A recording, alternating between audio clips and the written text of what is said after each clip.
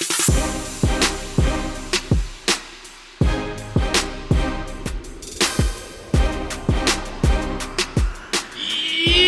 we go now, baby. Welcome to the Covers NBA show for Thursday, March 19th. My name is Joe Osborne. That guy is John Metler, coming at you guys today with 5 total bets across the National Basketball Association. I know the focus of the basketball world is on March Madness. You see the North Carolina logo there on John's shirt, but maybe some soft spots to be found in the NBA. So hopefully we'll get some for you guys here tonight. Before we get into those, though, let's recap what we did yesterday. Another winning show. That is 2 straight, 2-1 for me. The first quarter bet, the first half bet easily hit. John, this should have been a sweep for me, man. Yeah, I saw that.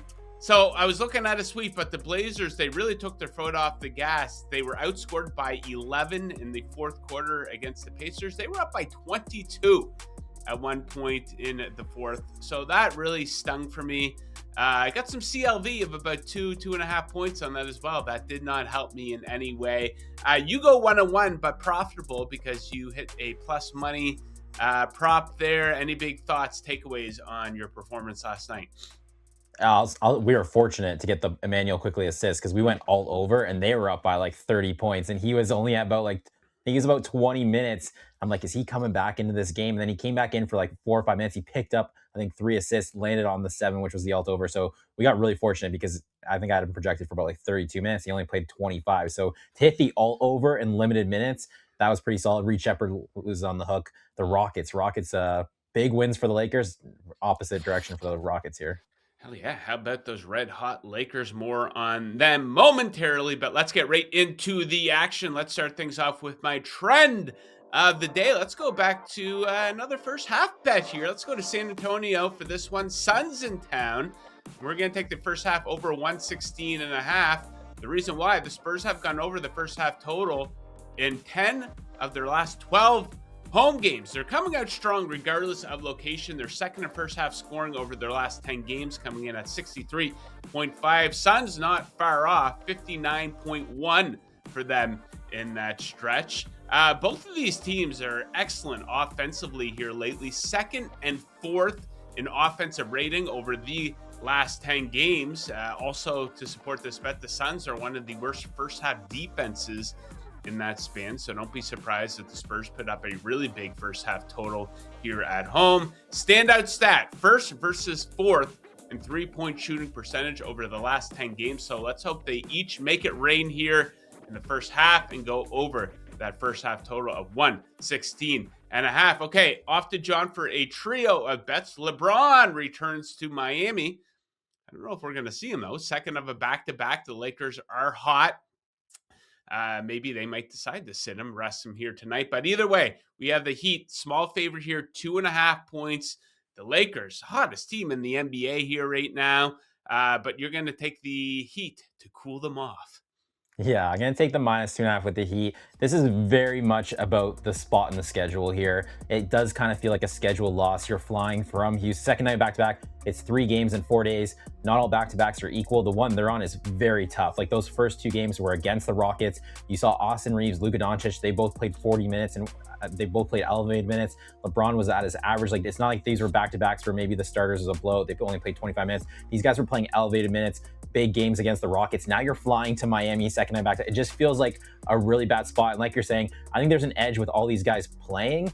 Who knows what the Lakers decide to do with the injury report today? Maybe LeBron does sit. Maybe some other guys do sit. You never know here. I feel like the Heat in the spot should be closer to a 5-point favorite. I also like, it's not just necessarily the schedule. Bam Adebayo, when he's probable, so he should play. Luka Doncic hunts centers. You get switches. He absolutely schools the center. Bam Adebayo can step up and play the perimeter against LeBron James, against an Austin Reeves, against a Luka Doncic. So that there was also matchups in play here, but the schedule spot was why I hit the button. Give me the Heat.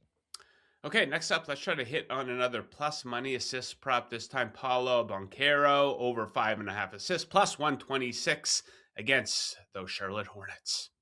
Yeah, not the Duke player with the North Carolina jacket on for March Madness, but he does play for the Magic, so I'll give him a pass. So I'm going to go Paulo Banchero over 5.5 assists.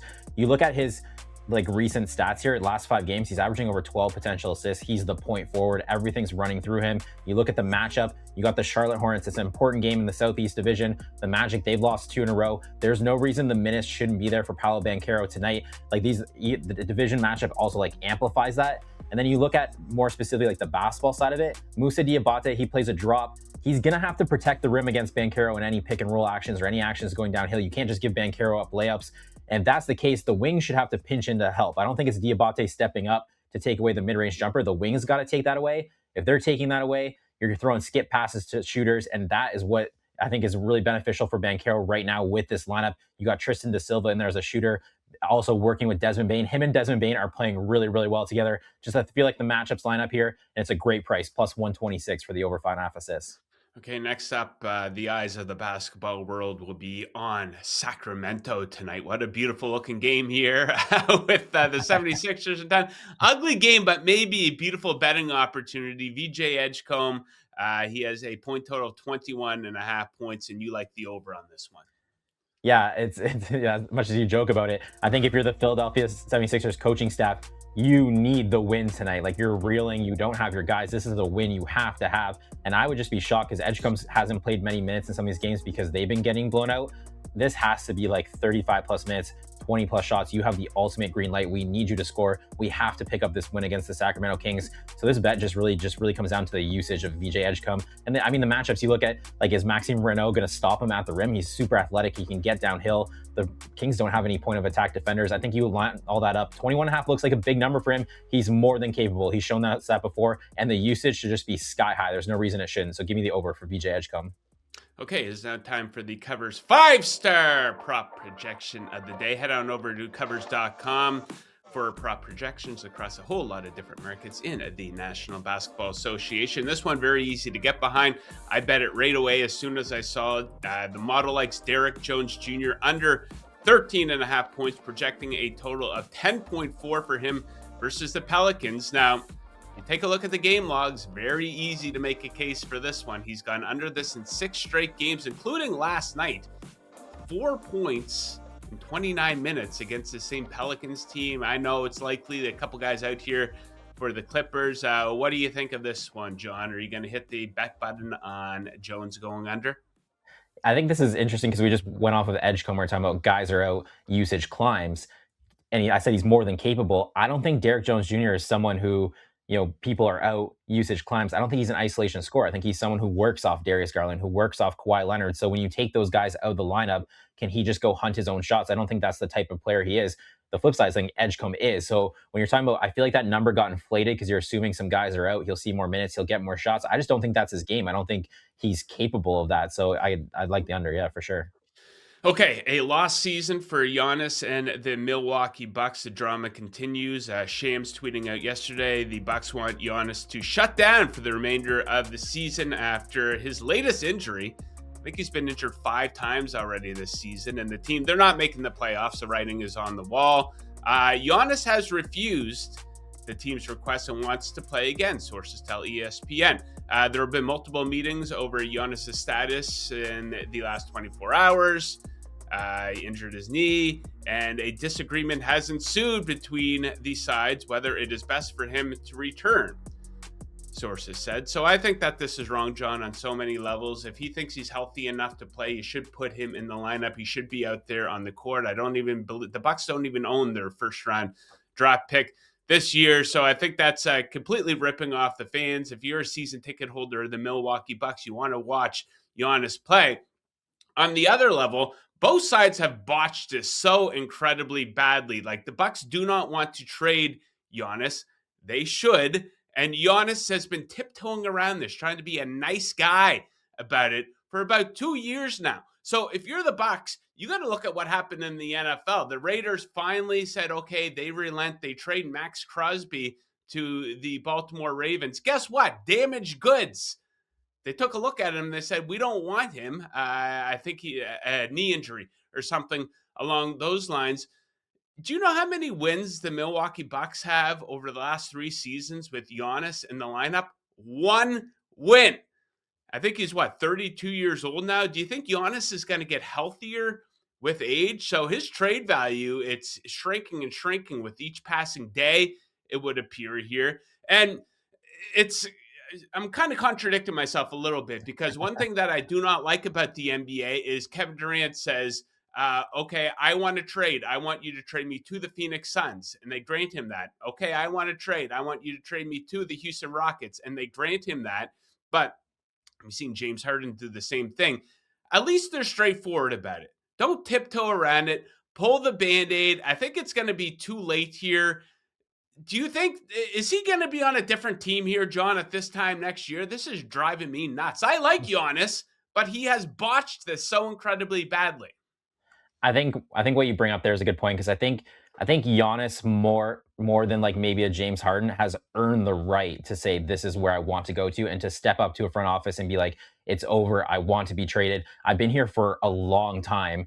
I won you a championship in Milwaukee. So I think he has more than any other player. I feel like even the fan base should be like, thank you for your time. This shouldn't be like booing him when he comes back and that type of scenario. Like, he gave you a lot for a lot of years. He was an incredible player. So I think this is where it gets confusing, right? Because you're like, why isn't he just saying like, please trade me? And this was a topic of conversation at the trade deadline. They said, they were like, if they don't trade him at the trade deadline, they want him to sit out the rest of the year because they don't want to win games. But Giannis doesn't want to. So this just flips back to the front office of like, why didn't you move him at the trade deadline? You knew then, there's reports then this was going to be an issue. He's not someone who wants to sit out. So to me, I think the more you think about it, I do think he's gone this offseason. Big men do not get healthier with age. No, not his style either. Do you think the Philadelphia 76ers take a look at Joel Embiid and think, shit, maybe we should have traded him a couple years ago? How many games has he even played this season? So yeah, I think both sides have botched it. I think they got to look at it and say, we won a championship with this guy, right? Yeah, there's a stat actually. I think Joel Embiid has now missed more games in his NBA career than he's played in. I think officially he just passed that. It was like a couple of games ago that he's missed more. There's so many scenarios in the NBA where someone has like sky high trade value, and then you just wait too long and it falls off a cliff. Like, look at like Trae Young went to Washington for years. They're like, oh, we want like 4 or 5 first round picks for Trae Young. They get CJ McCollum. John Morant, they couldn't even trade him at the trade deadline. His trade values tanked. I feel like Zion Williamson's kind of going into that conversation as well. There's so many guys where you would have to give up a ton of first round picks. They wait too long. The value tanks. I feel like Giannis is one of those guys. He'll fetch a ton. He's still an elite player, but like you said, he is getting older, and his style of play concerns you with injuries. Big men do not get healthier with age. I think, the Pelicans, you think they should have traded Zion a couple years ago. John Morant, these seems way too long here, guys. You got to get ahead of this. Okay, let's recap the action for today. Just one for me. I like the first half over between the Suns and the Spurs in San Antonio, 116.5. John has a Miami Heat covering, favored by 2.5 points. Paulo over 5.5 assists. VJ Edgecombe over 21.5 points. And the covers 5-star projection of the day, Derrick Jones Jr. under 13.5 points. Okay, there you have it. All of our best bets for tonight's NBA action. Enjoy the games tonight. We'll see you guys again tomorrow. Best of luck with your bets.